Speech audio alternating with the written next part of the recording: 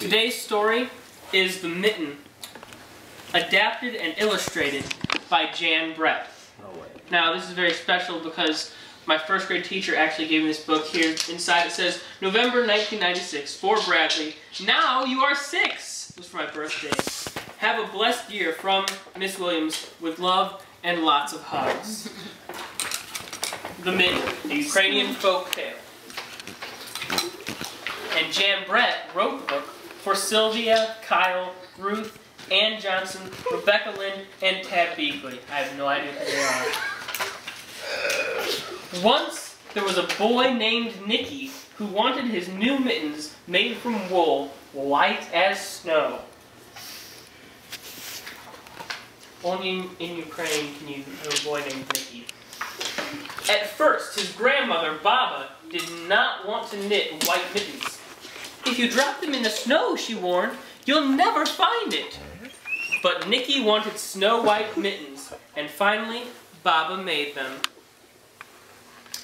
After she finished, she said, when you come home, first I will look to see if you are safe and sound, but then I will look to see if you still have your snow-white mittens. So off Nicky went, and it wasn't long until one of his new mittens dropped off in the snow and was left behind. A mole, tired from tunneling along, discovered the mitten and burrowed inside.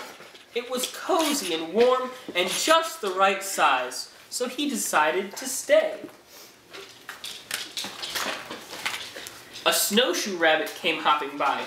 He stopped for a moment to admire his winter coat. It was then that he saw the mitten, and he wiggled in feet first. The mole didn't think there was room for both of them, but when he saw the rabbit's big kickers, he moved over.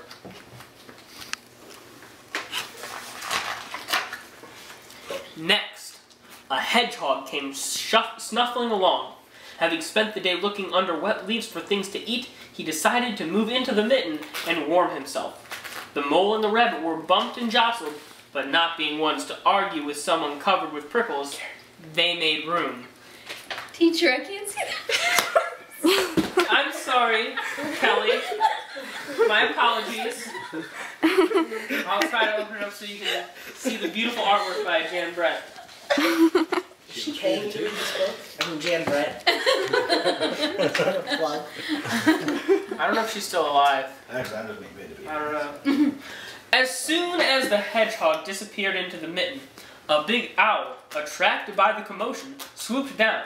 When he decided to move in also, the mole, the rabbit, and the hedgehog grumbled. But when they saw the owl's glinty talons, they quickly let him in. Yes? But aren't owls nocturnal, so they wouldn't be awake during the day, teacher? It's a Ukrainian folk tale, and as we all know, Ukrainians aren't always very big on science. That's why we beat the communists in the Cold War. But didn't an American adapt this story? So they do know their science, therefore would not have an owl in the book? Is Jan Brett Ukrainian? I'm sorry, I didn't raise my hand. Up through the snow appeared a badger. He eyed the mitten and began to climb in. The mole, the rabbit, the hedgehog, and the owl were not pleased. There was no room left, but when they saw his diggers, they gave him the thumb. Now, it's not to be confused with Romeo and Juliet when we were studying Shakespeare last week, where in Elizabethan era, the giving someone with a thumb or biting your thumb was a rude remark. They're actually talking about the thumb area of the mitten, just to be clear. And they accommodated these diggers too. It started snowing, but the animals were snug in the mitten. A waft of warm steam rose in the air, and a fox trotting by stopped by to investigate. Just the sight of the cozy mitten made him feel drowsy. The fox poked his muzzle in. When the mole, the rabbit, and the hedgehog, the owl, and the badger saw his shiny teeth, they gave the fox lots of room. Well, if he poked his muzzle in, I'd be worried more about the gun. Darn.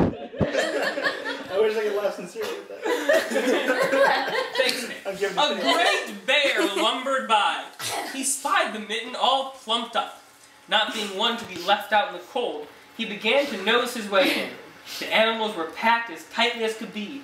But what animal could argue with a bear? The mitten swelled and stretched. It was pulled and bulged many times its size. But Baba's good knitting held fast. Along came a meadow mouse, no bigger than an acorn. That's a really small. Wait, teacher. Yes. Aren't Ukrainian acorns bigger, teacher? Right, Ukrainian acorns are larger. What does frickin' mean? I swallowed that in my breath. Teacher, what's the difference between a meadow mouse and a field mouse? She wriggled into the one space left and made herself comfortable on top of the great bear's nose. That's not even inside the mitten. What kind of... The bear, tickled by the mouse's whiskers, gave an enormous sneeze. I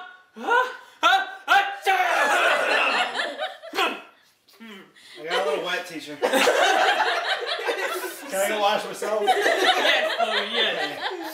The force of the sneeze shot the mitten up into the sky and scattered the animals in all directions. Teacher, is that the euphemism or the analogy of the Soviet regime being shattered by the end of the Cold War? Ask your parents. On his way home, Nicky saw a white shape in the distance. It was the lost mitten, silhouetted against the blue sky. As he ran to catch his snow-white mitten, he saw Baba's face in the window. First, she looked to see if he was safe and sound. Then she saw that he still had his new mittens. Aww. And then you can see in the picture, one mitten is stretched out much larger than a small mitten. You can't fit 8 animals in that mitten. It's a children's story!